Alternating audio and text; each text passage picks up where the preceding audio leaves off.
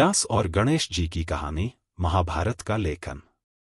बहुत समय पहले महान ऋषि वेद व्यास ने एक ऐसे महाकाव्य की रचना करने का विचार किया जो जीवन की विशालता, मानवीय भावनाओं की जटिलता और धर्म, नैतिकता और कर्मफल के गूढ़ दर्शन को समेट सके। यह महाकाव्य बाद में महाभारत के नाम से जाना गया, जो इतिहास का सबसे बड़ा महाकाव्य है और इसमें 1,00,000 से अधिक श्लोक हैं। व्यास की समस्या। व्यास जी, जो दिव्य प्रेरणा से भरपूर थे, एक व्यावहारिक समस्या का सामना कर रहे थे। महाभारत की विशालता और जटिलता को वे अकेले अपने हाथों से लिख नहीं सकते थे। उन्होंने महसूस किया कि उन्हें एक ऐसे कुशल लेखक की आवश्यकता है जो उनके विचारों की गति के साथ तालमेल बिठा सके।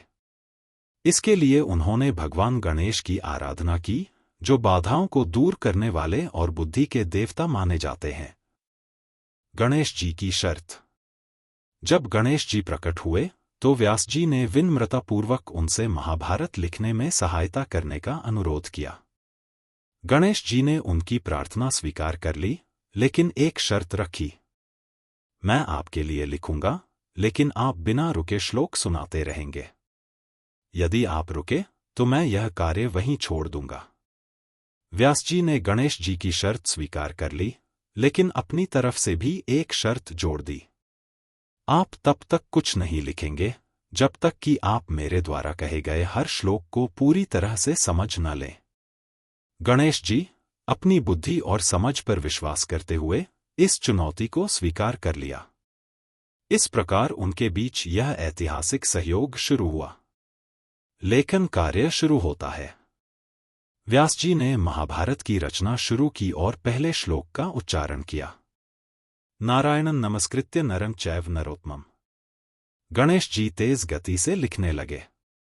उनके लेखनी के चलते हुए पत्तों पर अक्षर जैसे जीवंत हो उठे।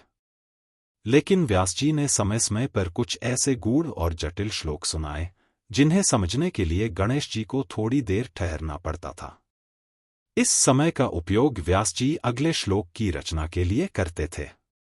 उदाहरण के लिए, जब वे भगवद गीता या महाभारत के अन्य दार्शनिक अंशों का वर्णन कर रहे थे, तो श्लोक इतने गहरे और अर्थपूर्ण होते कि गणेश जी को उन्हें पूरी तरह समझने में समय लगता था। इससे व्यास जी को बिना रुके श्लोक गढ़ने का समय मिल जाता था। गणेश जी का टूटा हुआ दांत। लेखन प्रक्रिया के दौरान गणेश जी की कलम, लेखन के लिए उपयोग किया जाने वाला सरकंडा, टूट गई। वे अपनी शर्त के अनुसार रुक नहीं सकते थे, इसलिए उन्होंने अपना एक दांत तोड़ लिया और उसे लेखनी के रूप में इस्तेमाल किया। यह उनकी समर्पण भावना और काम के प्रति निष्ठा का प्रतीक है। इसी घटना के कारण गणेश जी को एक दांत वाले भी कहा जाता है और उनकी मूर्तियों में यह विशेषता देखी जा सकती है। महाकाव्य का समापन। व्यास जी और गणेश जी का यह लेखन कार्य कई वर्षों तक चलता रहा। इस दौरान 18 पर्वों, खंडों में विभाजित महाभारत की रचना हुई। इसमें पांडवों और कौरवों की कहानी, भगवद गीता का उपदेश, नल दमयंती की कथा और अन्य अनेक उपाख्यान शामिल हैं, जो मानव जीवन और आध्यात्मिकता के सार को प्रस्तुत करते हैं।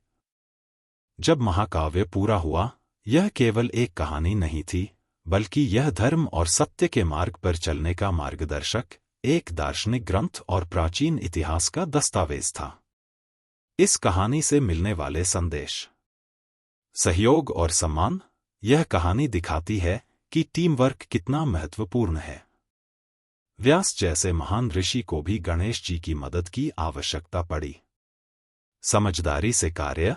गणेश जी का हर श्लोक को समझने का आग्रह यह सिखाता है कि बिना समझे कोई कार्य करना सही नहीं है। बलिदान का महत्व। गणेश जी का अपना दांत तोड़कर लेखन कार्य जारी रखना निस्वार्थता और महान उद्देश्य के लिए त्याग का प्रतीक है। चुनौतियों का समाधान। व्यास जी ने जटिल श्लोकों का उपयोग कर अपनी समस्या का समाधान निकाला। यह रचनात्मकता और समस्या समाधान का उदाहरण है। कहानी की विरासत। व्यास और गणेश जी का यह सहयोग महाभारत जैसे अमर महाकाव्य के रूप में समाप्त हुआ।